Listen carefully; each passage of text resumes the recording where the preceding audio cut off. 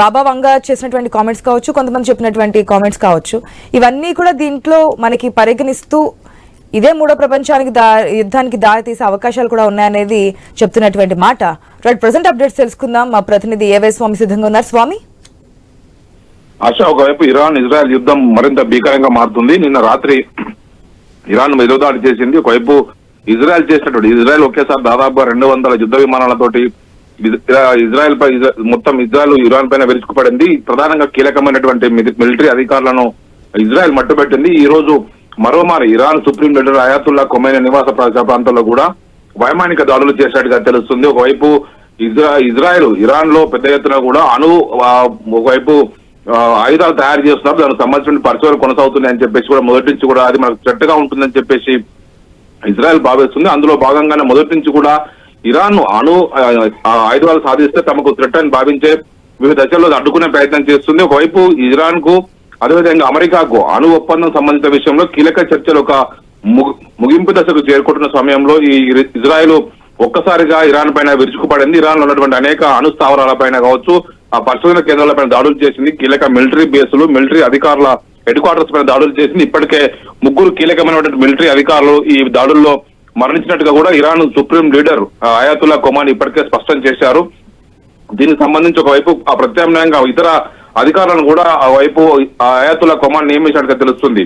ఒకవైపు ఇజ్రాయెల్ దాడులు చేస్తూనే ఒకవైపు ఇరాన్ కూడా ప్రతి దాడులు మొదలుపెట్టింది. పెద్ద ఎత్తున కూడా డ్రోన్లతోటి 100ల సంఖ్యలో మిజైల్స్ తోటి ఇజ్రాయెల్ పైన విరుచుకుపడింది. ఇజ్రాయెల్ రాజధాని టెల్ అవీవ్ పరిసర ప్రాంతాల్లో పెద్ద ఎత్తున కూడా ఈ దాడులు జరిగినట్టుగా కూడా తెలుస్తుంది. ఒకవైపు ఇజ్రాయెల్ కు సంబంధించినటువంటి 2 యుద్ధ విమానాలను కూడా తాము కూల్చివేశామని చెప్పేసి ఇజ్రాయెల్ సంబంధించినటువంటి యుద్ధ విమానాలను కూల్చామని చెప్పేసి ఇరాన్ ప్రకటించింది. ఈ నేపథ్యంలో ఒకవైపు అమెరికా కూడా అలర్ట్ అయింది. ఒకవైపు అమెరికా కూడా ఇరాన్ కు చేస్తున్నటువంటి మొదటి దాడులు చేయొద్దని చెప్పి హెచ్చరించినప్పుడు కూడా ఇరాన్ ఖచ్చితంగా తమను కాపాడుకోవడం కోసం దాడులు చేస్తామని చెప్పి ఇరాన్ ఎదురుదాడి చేస్తుంది. ఒకవైపు ఇజ్రాయెల్ కు మద్దతుగా ఇజ్రాయెల్ పైకి వచ్చేటువంటి ఇరాన్ క్షిపణులను నిరోధించడం కోసం అమెరికా ప్రయత్నం చేసినట్టుగా తెలుస్తుంది. దీనికి తోడు ఒకవైపు పూర్తిగా అయాతుల్లా ఖొమైనీ ఇజ్రాయెల్ ని పూర్తిగా తుడిచిపెట్టేస్తామని ఒక కఠినమైన శపథం చేస్తున్నారు. దీనికి సంబంధించి మరిన్ని రోజుల్లో ఇది మరింతగా యుద్ధం ముదిరే అవకాశం కనపడుతుంది. మరిన్ని రోజుల పాటు ఈ పరస్పర దాడులు కొనసాగే అవకాశం కనపడుతుంది. 100ల సంఖ్యలో మిజైల్స్ ఒకరిపై ఒకరికి ప్రయోగించుకుంటున్నారు. ఒకవైపు ఇరాన్ లో ఉన్నటువంటి పూర్తి స్థాయి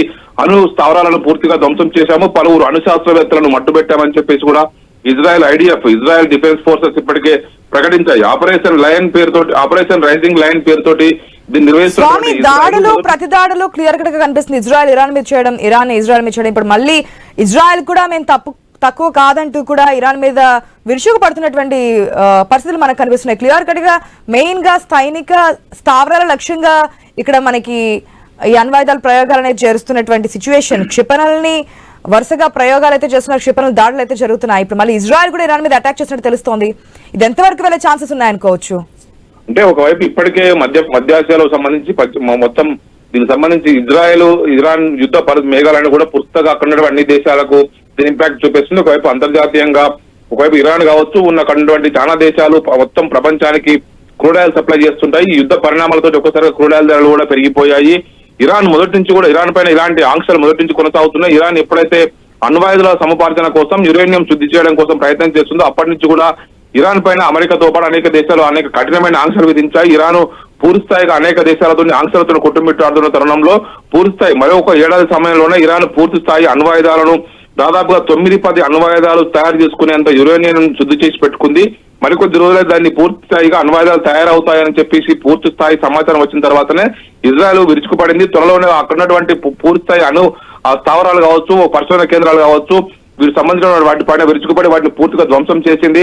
చాలా చోట్ల మొత్తం భూగర్భంలో ఉన్నటువంటి ఇలాంటి పరిశోధన కేంద్రాలపైన ప్రధానంగా ప్రత్యేకమైన క్షిపణులు ప్రయోగించి వాటిని ధ్వంసం చేయడమే లక్ష్యంగా ఎదురుదాడి చేసింది. మరోవైపు 100ల సంఖ్యలో యుద్ధ విమానాలతోటి ఒక్కసారిగా ఇరాన్ పైన విరుచుకుపడి ఇరాన్ ఎయిర్ డిఫెన్స్ సిస్టాన్ని తొలుత అక్కడ లోకల్ కోవర్ట్ ఆపరేషన్ నిర్వహించి డ్రోన్స్ ద్వారా ఇరాన్ ఎయిర్ డిఫెన్స్ సిస్టాన్ని ధ్వంసం చేసిన తర్వాతనే 100లాది యుద్ధ విమానాలతోటి అనేక చోట్ల కూడా ఒకేసారిగా 10ల సంఖ్యలో దాడులు చేసి వాటిని ధ్వంసం చేసింది. దాడుల్లో మిలిటరీ సంబంధించినటువంటి హెడ్ క్వార్టర్స్ కావచ్చు, మిలిటరీ స్థావరాలు కావచ్చు, వాటిపైన ధ్వంసం చేసింది. అనేక రాడాలను కూడా ధ్వంసం చేసి ఇరాన్ సంబంధించిన కమ్యూనికేషన్ సిస్టాన్ని ధ్వంసం చేసే పనిచేసింది. ఈ దాడుల్లోనే పలువురు కీలకమైనటువంటి ఇరాన్ మిలిటరీ చీఫ్స్ కావచ్చు, ఇరాన్ రెవల్యూషనరీ గార్డ్ చీఫ్ కావచ్చు, ఇరాన్ సంబంధించిన కీలక అధికారులను కోల్పోయింది. ఆ తర్వాత ఇరాన్ కోలుకొని తమను తాము నిలదీసుకొని మళ్ళీ ఎదురుదాడి చేసింది. ఇరాన్ ఎదురుదాడుల్లో దాదాపుగా వందల సంఖ్యలో ఆ మిజైల్స్ ని ఇజ్రాయెల్ పైకి పంపింది. ఇజ్రాయెల్ కూడా ఎదురుదాడి చేస్తుంది. ఇజ్రాయెల్ లో పలు రాజధాని టెల్ అవీవ్ పరిసర ప్రాంతాల్లో కూడా ఈ మిజైల్స్ పడి పెద్ద సంఖ్యలో ఆస్తి నష్టం జరిగినట్టుగా కూడా తెలుస్తుంది. ఇరాన్ చేసిన దాడులకు సంబంధించి ఇజ్రాయెల్ మరింత ఎదురుదాడి చేసి ఇరాన్ లో ఉన్నటువంటి కీలకమైనటువంటి మరిన్ని లక్ష్యాలపైన దాడులు చేస్తుంది. ఈరోజు ఏకంగా Iran supreme leader Ayatollah Khamenei నివాసాలపైనే ఒక ఎయిర్ స్ట్రైక్ చేసినట్టుగా తెలుస్తుంది. ఆశ. Right Swami, thanks for the update.